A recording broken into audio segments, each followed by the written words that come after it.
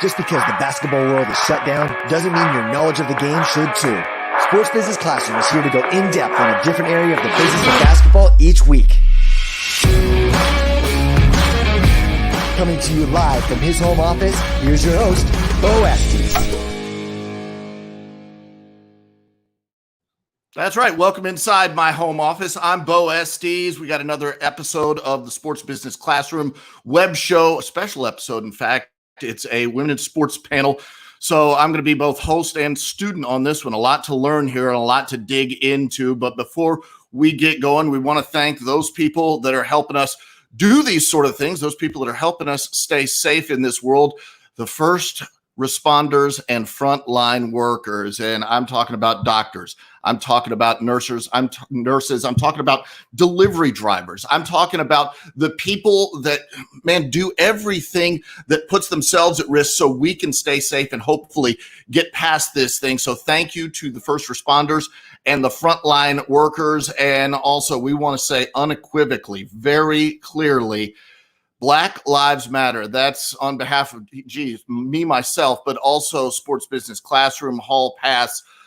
This is clear, this is obvious, and this is something that we need to tackle. And, hopefully we can all work to grow in this regard and become better as a society. But before we get to jumping onto this show and a little learning here, we want to remind you about a special opportunity coming up with Sports Business Classroom.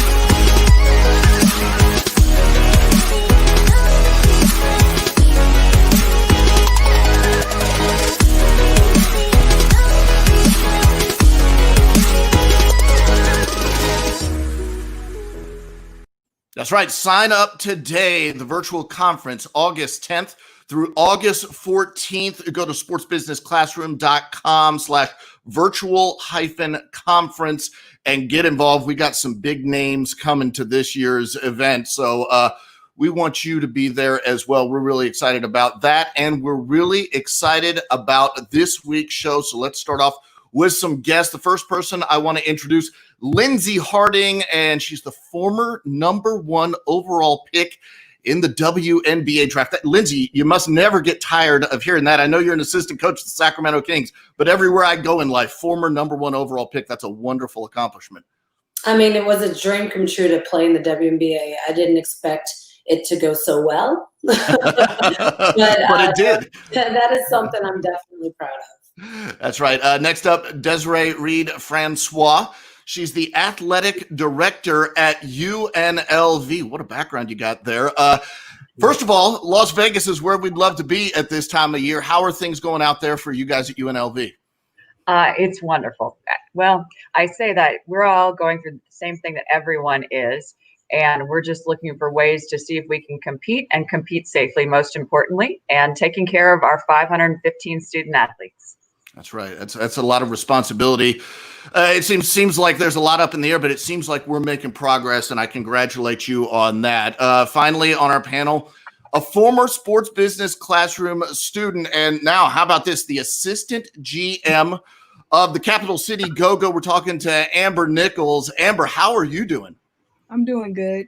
Yeah, congratulations on all you've accomplished thus far. We're very proud of what you've accomplished since you're part of the SBC family. Let's get this show going. And what I want to tell all of you is I'm the host on this show, but I'm going to do a lot of learning here. So I'm going to stay out of the way as much as possible. I'll ask some questions, but you guys are the instructors on this one. First topic here. It feels like as a society, we're grappling with a lot right now. The way we treat minorities, particularly Black Americans, the way we treat women, the way we treat each other. So tell me from your experience, let's start with Lindsay. What can we do to improve that? What can we do to make ourselves better as we try to progress as a society in giving those opportunities and communicating? I think the first thing to do is listen. We all have different experiences, different backgrounds. We react differently to everything. And I think the problem is everybody wants to understand, right? But I don't think that we're all going to fully understand because, again, we have different backgrounds. But if we listen and hear the experiences, and just know that, a group of people might feel oppressed, might feel uncomfortable if they see the police, might feel that they may not have the same opportunity. That should be enough for all of us to say, hey, this is not okay. What can we do to make sure everyone feels like they're on an equal playing field? And I guess the main thing is with listening, it will help us improve as a nation, and especially individually as well. And on the other side, people as a Black and a female, we have to have patience and we have to be teachers. We might hear things that we don't like. Some people may not even understand what they're saying or even what they're thinking. But I'm telling you, through my life, if you take the time to teach and you have patience, you will open up so many people's minds, their eyes, and really, really make this world better. We all have to have patience and we all have to listen. Desiree, you've had a pretty fascinating career. Now, as I mentioned, the AD at UNLV. Tell us what some of the principles are that you've learned that can help us sort of move towards a better society in the future. Well, I think Lindsay said it very well. Listening, listening with the intent to understand, not with any intent to respond or to win. But also, and I take the responsibility as the first woman of color to be an athletic director at the FBS level. I take that responsibility, and that we also have to show that diversity works. It absolutely does, and be incredibly intentional. So you listen first, but then you also have to own your own responsibility. And what I mean by that is it's not just Lindsay's responsibility to teach me. It's not just every Black colleague that we have to teach me their experience. I have to own that responsibility and go out there and seek ways in which we can get better. We also have to be very deliberate when we're hiring people. You know what? Be aggressive. Don't just look for ways in which people submit resumes. Go out there and work your networks, develop real relationships so you can call and find out who those amazing candidates of color are. We, in my industry, we owe it to my student athletes that their administrators, their leaders look like them. I'm very proud of the fact that our first 50 hires, 70% were women or people of color, and 63% were former student athletes. I want my student athletes to look at the folks that are making decisions that impact their lives, and I want them to see that we're one of them.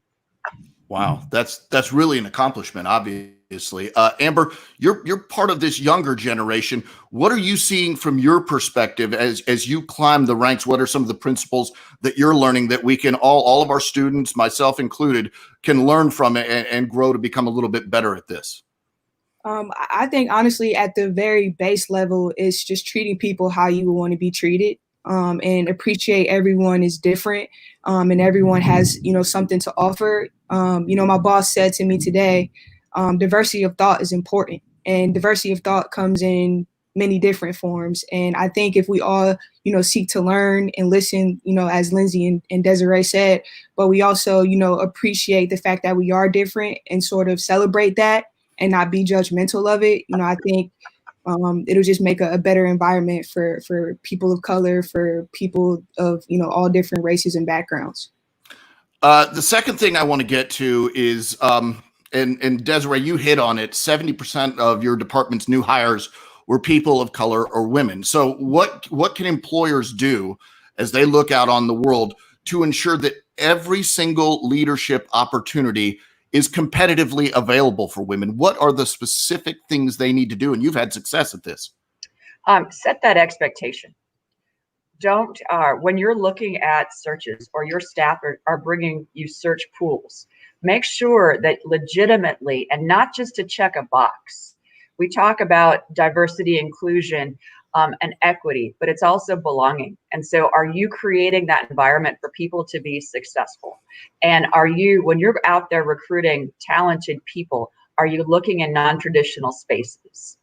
And then for people of color and for women, we have got to be able to not be afraid to take the leap, right? Sometimes women do this. There'll be a job, like a job requirement. There'll be 15 job requirements. And we'll say, you know what? I only have 13. I'm not going to take that jump. I'm not going to take that leap of faith. We're like, oh, you know what? Wait a second. I'm going to wait until I get a little bit more experience. With all due respect, Beau, sometimes my male colleagues, they don't. They're like, hey, I've got 2 of the 15, so I'm going to jump in and I can do it.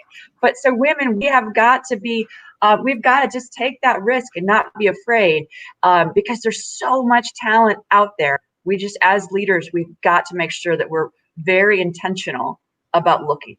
Just as a simple math question, I think if you look for more women candidates, you're opening yourself up to more than half of the world's population. So there has to be just a wonderful fund of talent out there. Lindsay, I read a quote from you. It says, hopefully young girls can one day have dreams that maybe they can one day coach in the NBA. And I know you're proud of this accomplishment. I was bragging about you being the #1 pick in the WNBA draft, but this is a heck of an accomplishment. And you want to see people follow in behind you. So what are the steps that you think need to be taken so that those opportunities are available now that you're there and you can see it? Well, first of all, I didn't even want to coach at all. When I was in college, my college coach told me I'd be a great coach. And I was like, there's no way. There's no way I'm going to do that.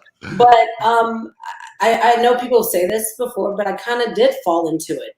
I retired about 4 years ago and worked in the league office for a year. And then I scouted for a year. Then I did player development. And then now I'm an assistant coach. So just these doors started opening as I was going. And a lot of people ask me, where do you want to go? Where do you see yourself? I'm like, the next door that opens, that's going to be great for me. That's going to help me take that next step up and learn is the door I'm going to take. So yeah, I do. I've had young women in college, back in my alma mater, some young girls in high school that said to me, I want to coach in the NBA. I never even thought. That's great. That's fantastic. And it wasn't like I didn't think it could happen. I just didn't even think of it as a possibility or anything. And now when I see that and these young women are like having these goals of this is what I want to do, this is what I want to be, it makes what you're doing now so much more sweeter, but knowing that you're not doing this for you, understanding the reason why I am here is others ahead of me did it before me, did it for me. So I don't know where this is going to take me. I don't know where I'm going to be, but I do know that the generation behind me is going to have an easier, much easier way of getting there. And being selfless and doing that for the next generation, I think will open this door, because it's not just about me. It's about what's going to happen in the future for them. So to me, that's amazing. And it becomes normal for young men to be coached by girls, by women, by high school. Maybe you'll have high school female coaches. It's going to be a normal thing. And I think once that happens, it'll be easier and easier for us. Forgive me if I'm wrong on this, but it seems like it may be important just to say, like, okay, that's something that can really happen versus where you were, where you thought you didn't even dream of this. And now there are young girls out there that can say, oh yeah, I can do this because Lindsay did it. Because you can see it. Now you can, like, I feel like you can see it. Becky Hammond was doing it. Nancy Lieberman did it early on. Like, all these people have done it. So it's like, yeah, you know what? Now I can actually see it happening. And, yeah, I think it's great. It's awesome to see it. Now, Amber, I read something from you. You said being able to climb and urge the next generation of girls is something that I take very seriously. And in listening to your interviews, one of the things I noticed is you were very deliberate. When you were in college, all of a sudden you said you took an injury and you said, I want to be involved in being in an NBA franchise. So it seems like you saw that as a real opportunity a few years ago. So that's a wonderful step. What do you think, as you're learning and coming up the ranks, are important things that these employers can do to help ensure that other people like yourself are following along the same path?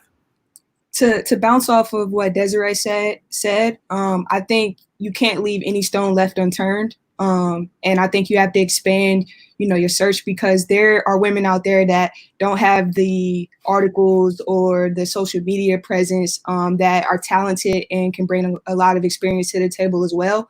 And then also, grow your staff that you already have internally, offer, chances for women to grow and expand their leadership opportunities within your organization already.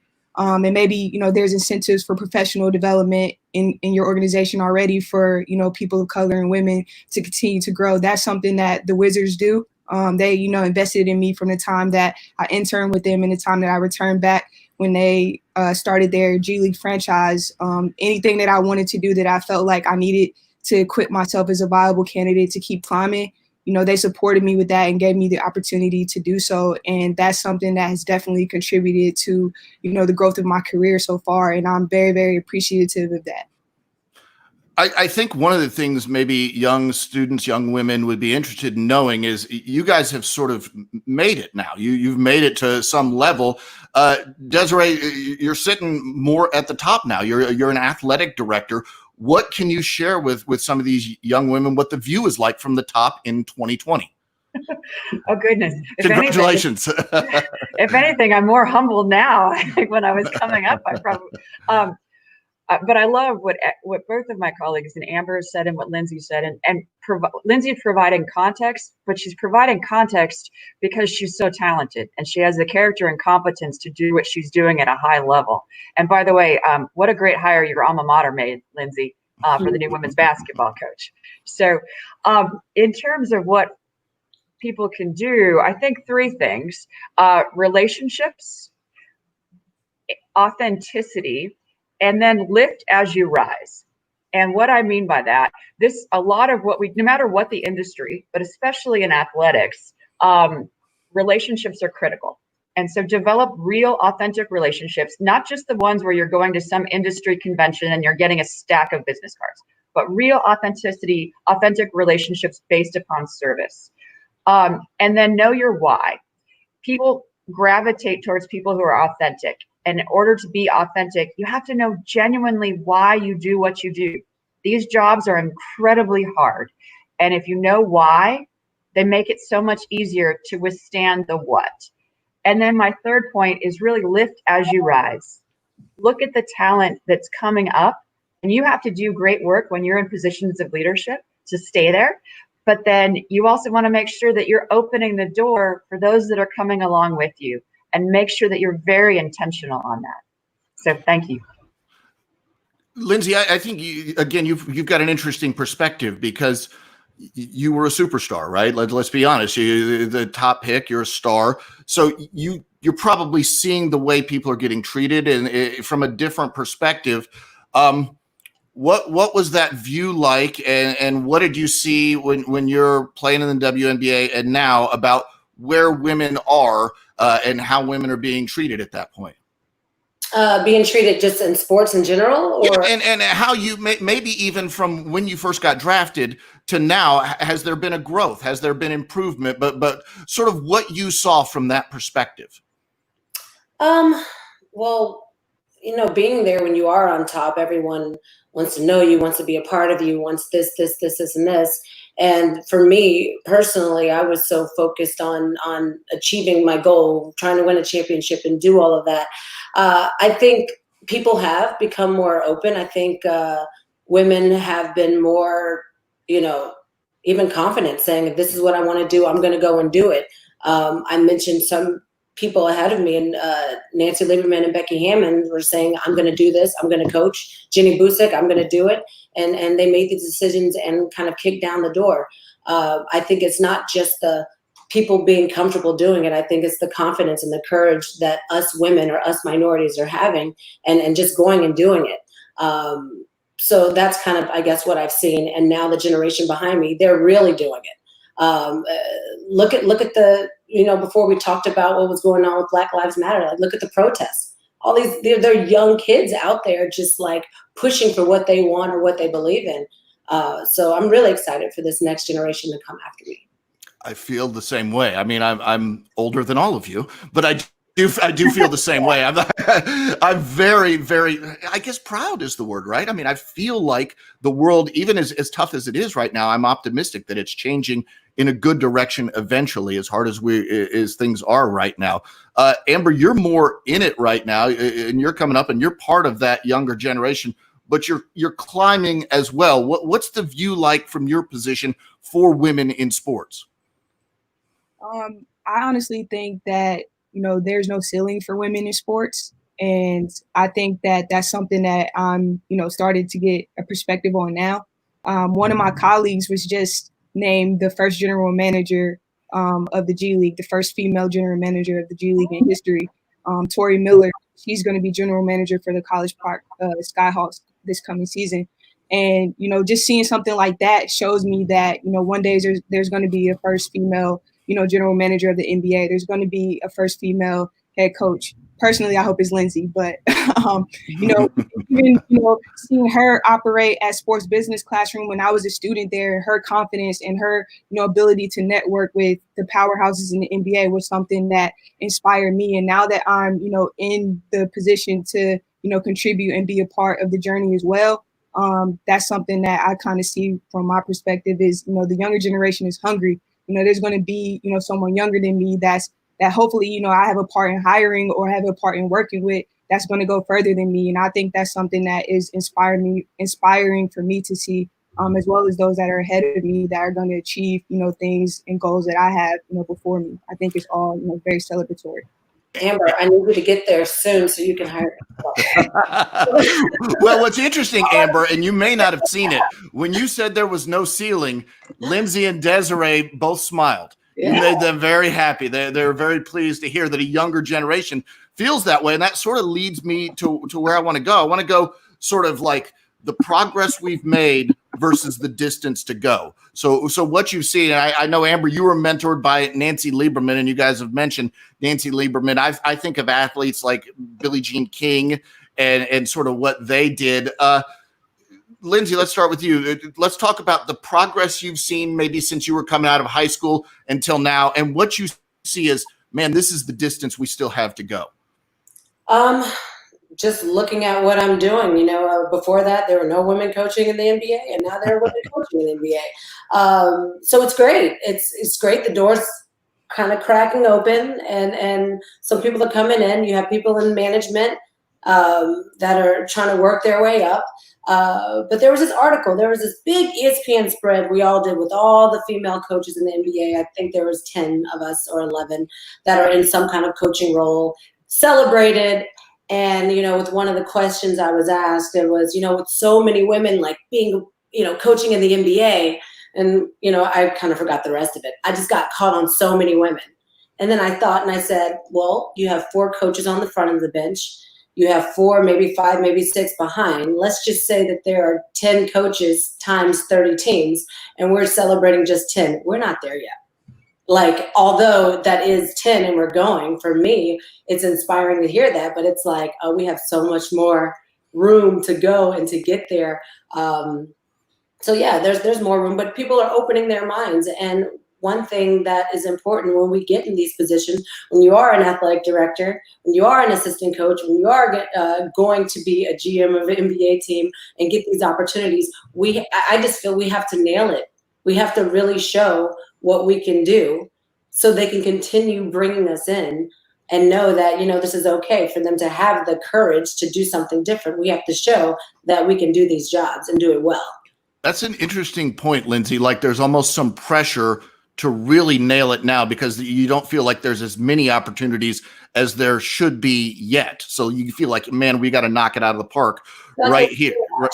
Is that fair? Yeah, you feel like not being watched, but it's like it's the pressure of that. I mean, I had the pressure as a young Black girl from Alabama originally. It's like you have to work 3 times as hard, and once you get there, you have to do this, and this. Now you're on a different stage and another level, and you have little girls behind you saying, "I'm going to be an athletic director or a GM or a coach." It's like, you don't want to fail. You don't want to. I mean, no one wants to, and it's not like I live with that kind of pressure, but I am aware that, I have to do well. Amber, you're gonna take this farther than the rest of us. Your career is gonna go farther, and no pressure, Amber, but you're gonna take it a long way. You really are. So, in your mind, your framework's a little different than mine for sure. What's the progress you've seen, and where do you want to see this get to? How far out can we take it in your mind? So in my mind, as Lindsay mentioned before, just hope that it becomes the norm. Like, there's no breaking news, X team names, first female or second female general manager. I hope it's just, breaking news, X team names this person as a general manager. And it's like, oh, that person is great. They're ready for the job. there's no, doubt within that person, doing the role to the best of their ability and meeting expectations. And that's kind of where, I see the norm going in the future. I don't know the timeline. I am just thankful that, we are starting to have the conversation. And there are people that are in the journey in the process of doing so. And, as we've mentioned before, just teams being willing to put people, put us in this position, it's definitely pressure. And it's definitely something that you cannot take lightly, and, it's something that you have to perform in. But the fact that these teams are doing it is something that, gives me confidence that going forward, this is going to be more of a norm. Desiree, I think it's fair to say you are the progress. You are the progress that we've seen at some level. You're an AD at UNLV, and you've probably seen where things were 20 years ago. So you've seen that progress. Articulate the progress that you've seen. And I know you've put the plan in action and you're executing it. Where can this go? Well, I think there's still a lot of work left to be done. But I do feel similar to what Amber and Lindsay mentioned, this responsibility that we've got to do a great job because we got to keep the door open. And then we have to support other women and people of color that are talented so that we can keep that pipeline moving, because diversity works. It just does. It's great business. And who doesn't, but it's our responsibility to create belonging. Who doesn't want to belong to something special?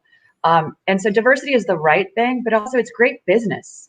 Our customers aren't all, with all due respect, they're not all 50-year-old white males, right? Me. That's not. Yeah. That's what I say with all due respect. Fair enough. But they're not, right? So don't we want to know more about who our customers are? And that's what a diverse and inclusive workforce is about. And so it's good business, but we have to match intent and action. And we have to be very intentional about that. And so, when I first started out, 25 years ago, after I graduated from law school, I remember one of my first jobs, I was at breakfast at a Marie Callender's, and I was very, very pregnant. And the gentleman that I was meeting with, Sid Dempsey, used to be president of the NCAA. And he said, "What's your career ambition?" And at the time, I said, "I really want to be the senior women administrator at UCLA," because candidly, I didn't even know that being an athletic director was a possibility. And then he was like, "Think about being an athletic director." And I was like, "But you mean for both men and women?" And he said, "Absolutely. Why wouldn't you?" And at the time, there were two women in the FBS, Barbara Hedges and Debbie Yao. And Debbie Yao has been a mentor of mine. Now, I think 25 years later, there's 9 of us. So we're making incremental progress, but I really can't wait for the day when no one's asking, when we aren't the only woman in the room, or we aren't the only person of color in the room. And it's not even a question that someone has to ask, but we'll keep making progress, and we're going to keep fighting the good fight. And progress may be incremental, but we're going to get there.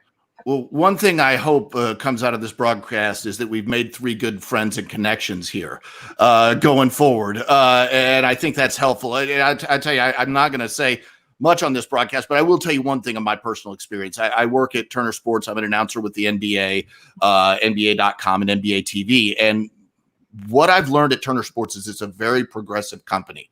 So it became normal for me to have women as my boss, any sort of minority as my boss, coworker. And so like it wasn't a thing. And if you experience that for 30 years, you don't think of it. It becomes the norm, and it becomes what's good. And we're a better company for it, frankly. There's no question in my mind. Now, the thing you learn are the personal experiences when everybody's sort of friends. I had a buddy ask me the other day, by the other day, I mean pre-pandemic, how many times have you been stopped by the police in the last year? And I wasn't really thinking of it. And I said, none. And he told me, and this is a guy that is certainly wealthier than me, more successful than I am and everything. And he said 25 in a year. And this is a Black colleague of mine. And so it's experiences like that make you go, whoa. You know, and if you have colleagues and friends like that, I think you can learn from one another through those personal experiences. That's just my take on it. But it made a lot of sense to me. The last thing I want to touch on, and let's go through each of you. What have you learned along the way? Again, Sports Business Classroom is made up of these students who are trying to succeed in the world of basketball and the world of sports. Let's start with you, Amber. What have you learned along the way? You're an SBC student yourself. What did SBC teach you, and what have you learned that you can share with other female students that's going to help lift them up? The first thing I learned at SBC was to be confident in who you are. I think I was one of the only female in the salary cap management track that I was doing throughout the week. And, seeing that can kind of scare you from really, being yourself and speaking up. And it's important that you do that. Like, that's how you gain more of a voice, is you speak up and you show your expertise and you show what you're talking about. So that would be my advice, is to, do the work, capture the knowledge that you have. But then when you get the chance to show that knowledge, make sure you take, that opportunity. And then the second thing I learned was, honestly, as I mentioned before from watching Lindsay, was the importance of networking. Be able to meet people that don't look like you, that are different than you, and be able to create, very genuine relationships, because again, you don't know where your opportunity is going to come from.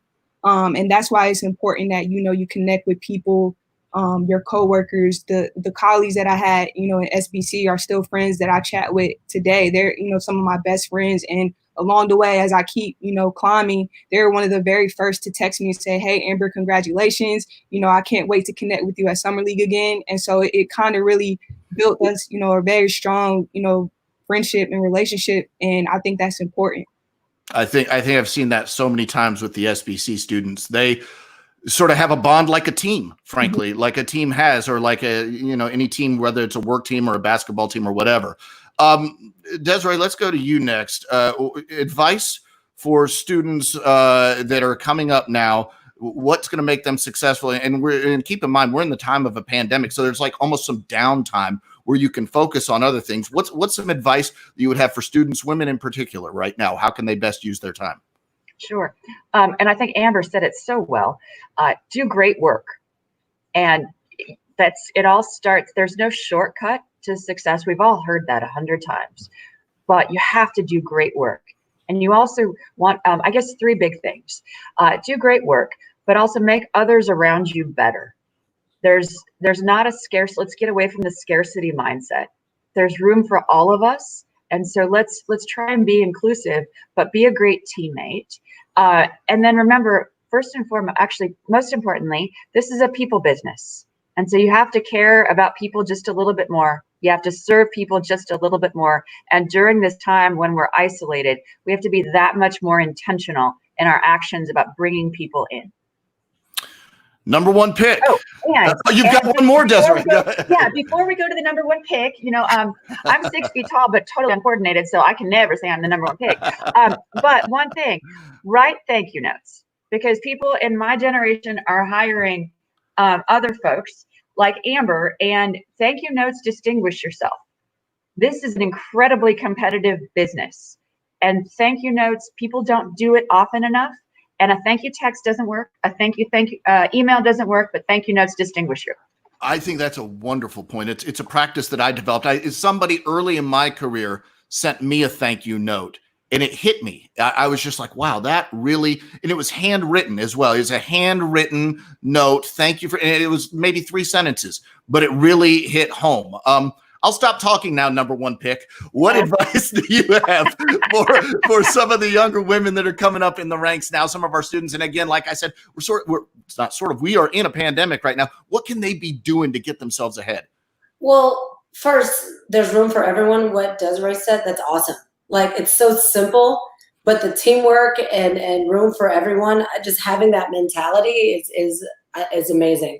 The thank you notes I love that too. My mom, since day one, made me send thank you notes for all my Christmas presents, my birthday presents, everything, like handwriting. So I definitely appreciate that. I'm going to use that too, even more. I do a lot of texting and calling, but I'm going to do that.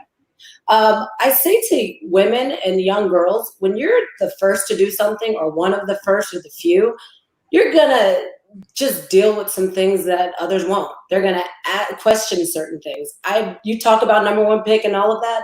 Yet when I first stepped on the floor, you had, whether it's other coaches or media, questioning certain things, but not questioning these other coaches who hadn't done half of what I've done, right? So you're going to deal with being questioned with certain things. You're going to deal with maybe people aren't as confident. You're going to deal with just, like, is she a woman? She's going to be a little different. We're these tough guys. You're just going to deal with things that others won't. And just know that, what did they say? That the women who make history aren't the ones who stay in line, right? So just burst through it and do it. And this one thing is for everybody. I've really gotten into meditation during this whole time. I would do it back and forth, but now I really put it in my daily routine. And I've been saying this a lot, to not underestimate the power of positive thinking. Understand that we have that control. We can choose love over fear. We can choose positive over negative in any situation. And the great philosopher Lao Tzu said, watch your thoughts, they become your words. Watch your words, they become your actions. Watch your actions, they become your character. Watch your character, it becomes your destiny. So all of that from your destiny can start with a thought. And no matter what situation, whether what they think about you, what they say, how they challenge you, whatever, you have the control to choose how you want that to go. So that is something that has resonated with me. And I try to use that every single day and in every situation, in every moment that I possibly can. And just a reminder that this thing will be available on playback if you want to go learn those thoughts from the philosopher. Again, if you want to fast forward to that, that's fantastic, Lindsay. And one final piece of advice, Amber, learn how to ride through technical difficulties and thunderstorms, right? Yeah, sorry, it's a bad thunderstorm here. My power went out temporarily. But we're glad to have you back at the end of the show. That's good. I paid the bill, you guys. Hey, I'm impressed that you adjusted in advance. So well done. Way to go. Good. That's very good. Well, let me say something finally. Just thank you to all three of you for your wisdom, for your advice, and for your experience. I think it's wonderful for our students to hear. And like I said at the start of this, it's wonderful for me to hear and learn from as well. So thank you to all of you. Thank you for having me. All right. So again, Desiree, Lindsay, Amber, thanks so much. And thank you to all of you for watching the SBC Web Show. Another edition in the books. We want to remind you, though, go and register for the SBC Virtual Conference. Get there. You see the success Amber's having. It's www.sportsbusinessclassroom.com/virtual-conference. August 10th through August 14th. Registration is now open. And before we let you go, also the Hall Pass family of shows. Tune in. Hall Pass is involved with the pickup game. That's with Seth Greenberg. Basketball Jones with Mark Jones. You know Mark Jones from ESPN. And then the Off-Court Connection as well. That's one I've been tuning into lately. And finally, that's right, the one you're watching now, Sports Business Classroom's web show hosted by yours truly. Thanks so much for watching, everybody.